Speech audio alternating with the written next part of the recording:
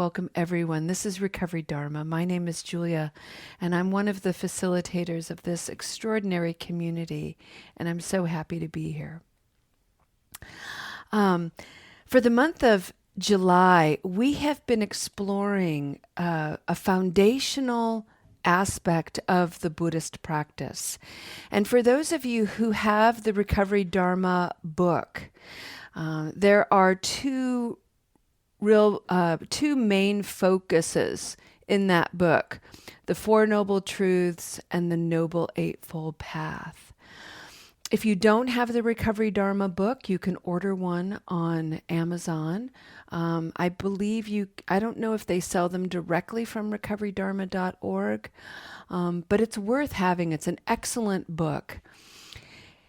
And these two foundations, the Four Noble Truths and the Noble Eightfold Path, it was really the Buddha's way of reframing and reshaping his life, really putting everything that he experienced in his past, everything he continued to experience in the present moment, and everything he was bound to experience in the future into this context. So we've taken the Noble Eightfold Path, 8 different wisdom components, and we've been exploring it for the past 2 months.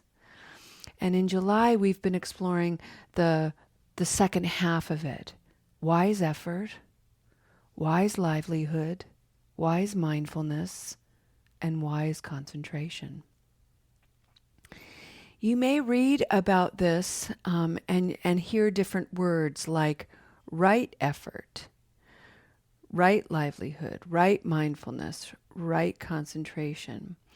That prefacing word is just simply dependent upon an interpretation, somebody's interpretation of usually the ancient Pali language. In this community, we use the word wise, trying to get away from the dualistic nature of right and wrong. If there's a right way, there's usually a wrong way. Where there's wisdom, there's both. And so even when we put forward a wrong effort, it's an opportunity to learn something and open up. And then that becomes the source of wisdom for our life. Yesterday, I brought forward a practice that was all about engaging our nervous system so that we could find a sense of calm, find a sense of peace, really clarify the mind so that we could fully practice. And what's beautiful about that is whenever we can come into a really gentle breathing practice, we are engaging the Noble Eightfold Path. We're putting forth some effort. That effort requires a degree of concentration. That effort also brings us into present time awareness, which is mindfulness. And that effort, concentration, and mindfulness changes our life. And that's what livelihood is all about. Gavin, thank you for sharing in the chat the PDF. You can find that in the chat. Please check it out. And there is an audio version as well. Thank you, Mark, for sharing that too. That's wonderful.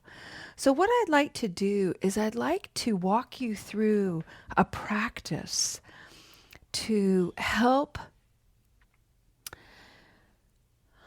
the mind, help the body sort of generate a mood for these kinds of reflections on our habit energy. What I like to do is close my eyes and I turn my body slightly away from the computer. I'm so often head on, and so this way I just sort of break some of that connection a little bit. And I'm sitting in a chair, and I'm sitting in such a way that I'm a little bit at the edge of my chair so that I'm sitting nice and tall. I'm not leaning back, allowing the chair back to support me. I'm using the core of my body to support me. My ankles are crossed. That's just how my body prefers to be. And my hands are in my lap, folded over one another.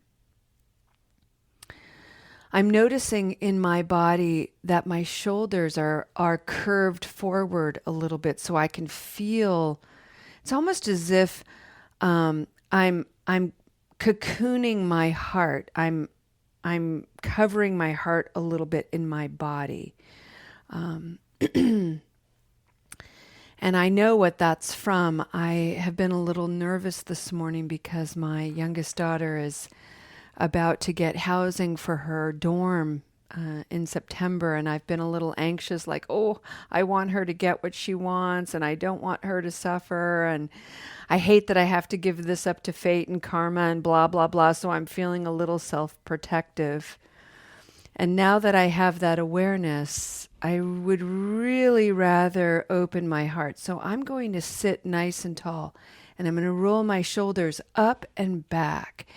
And this particular motion really lifts the heart, opens the heart. It's much more vulnerable. It feels a little bit contrived in my body, like I'm a little exaggerated in my posture. And that's okay. I kind of want to feel that. And then in the following minutes, my body will very naturally assume a more peaceful, natural state. But for now, I need that little exaggeration to perk me up a little bit. And then, friends, the most simple and profound thing. Breathe.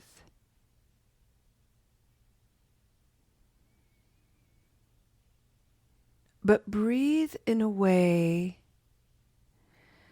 that you drop into your body and you really notice the breath. And maybe drop into your awareness of your body and your breath. And right beside that, invite an awareness. The awareness that in this moment, right now, there's someone somewhere that doesn't have ease with their breathing. Maybe they're on a ventilator. Maybe they're wearing oxygen. Maybe they're having an asthma attack. Maybe they have emphysema. Maybe they live in an environment of pollution. Maybe they're in an environment where there's fire and the air is filled with smoke.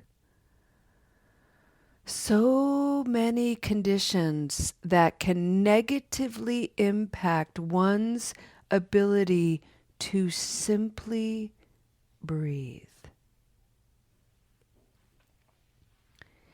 If you are someone where breathing is easy, then that is something to be grateful for. Not in a guilt-tripping way, but in a way to strengthen the body, to offer the spirit resilience, to wake up the mind that has forgotten. With all of our troubles, with all of the stressors, with all of the stories that we beat ourselves up with, we forget that it's very special, it's precious to simply be able to breathe. We forget. The body does it all on its own. We don't even have to think about it. And by thinking about it, we strengthen ourselves. We offer ourselves respect and regard. We remember, wow, would you look at this? I have a precious life. I'm breathing. I can do hard things like sit with the discomfort of my misconduct. Sit with the discomfort of having made mistakes.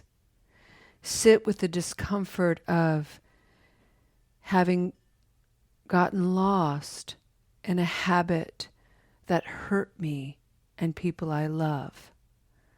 Sit with the discomfort that my body feels unwell. Sit with the discomfort that healing takes a long time. Sit with the discomfort that not everybody who loves me understands what I'm going through. And so on. That's a lot of discomfort, isn't it? And friends, we Sherpa this weight every single day. That's amazing. And we do it by breathing, by being alive. And that's a wonder.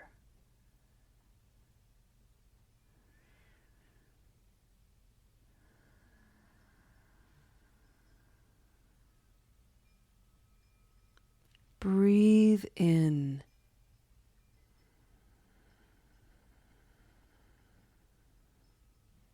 Breathe out.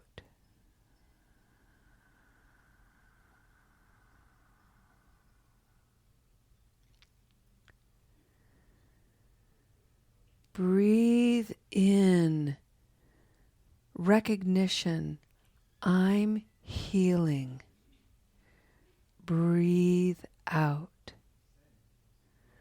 I'm healing for myself and by extension, others.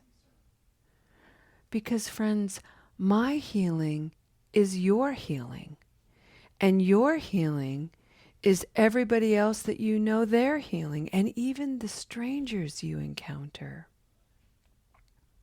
How do I know that's true?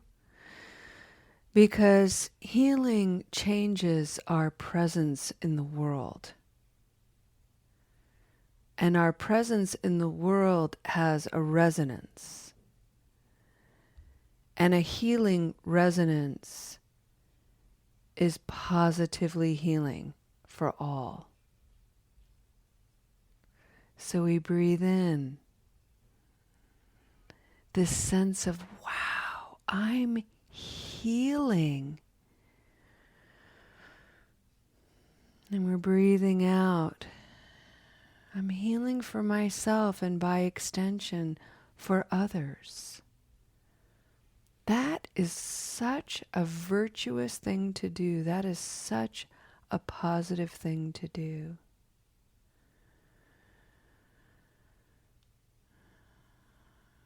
Keep breathing.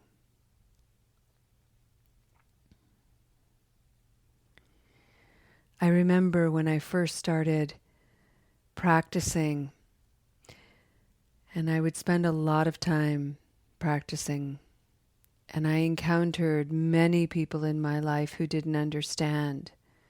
And they would say to me, "That's just so selfish, Julia, all this navel gazing that you're doing. It's pretty self-centered, don't you think?" And suddenly that became an inner critic voice that I have to live with. There's this, every time I go to sit, that voice rises up. This is kind of selfish. This is kind of self-centered.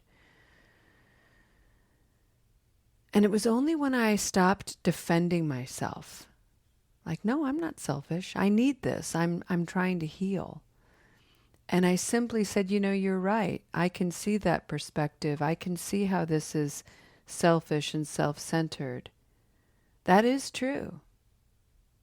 And the truth is, it's a virtuous selfishness. And when I'm engaged with any act of virtue, any act that's positive, I am teaching myself to become selfless. I cannot be selfless. I cannot be about other people if I don't understand myself first. So yes, thank you for seeing the virtuous act of self-reflection. I appreciate that. It's making me a better me. to be of service and of benefit to others. Breathe that in. I am healing.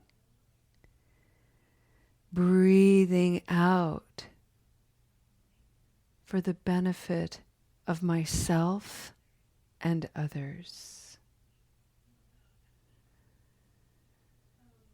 Breathing in healing presence. Breathing out peace for all. Isn't that amazing? And we achieve it simply by taking a handful of minutes to breathe. With a little bit of effort, with a little bit of concentration, a little bit of present time awareness, slowly shifting and brightening our whole lives.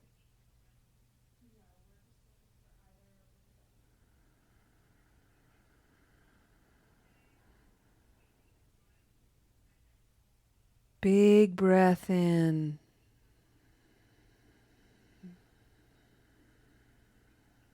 Big breath out.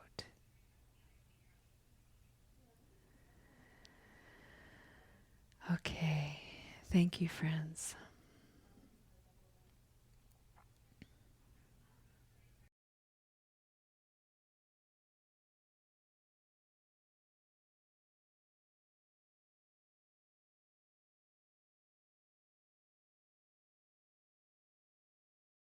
All right, let's go ahead and end our practice today with a dedication of merit. I'm just going to close my eyes for a moment and just allow the goodness of this practice to come in.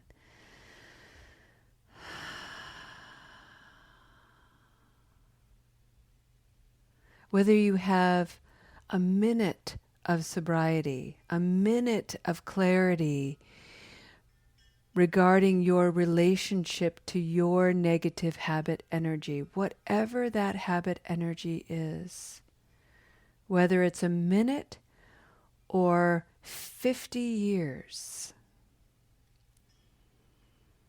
the energy, the effort, the actions you put toward understanding yourself, toward healing yourself. You may not believe it now, but it is true. It is actually a deep truth that the way you take care of yourself, you take care of the world. When you heal yourself, you heal the world. The results of which you may never see in this lifetime. But that's okay. These seeds of goodness that you're planting, these seeds of patience, understanding, love, compassion, joy, they are competing with the weeds of violence and confusion, aggression and greed. And for anyone who gardens, one of the best ways to knock back weeds is to have competing seeds of meadows of wonder that bring forward the small wonders that talked about today. And all of that effort, friends, starts with you. Any bit of healing and transformation you experience heals and transforms the world. That is a precious thing worth celebrating, and I'm so glad you brought it into this community to inspire this place and brighten it. Have a wonderful day. Hopefully we'll see you on Sunday. Namaste.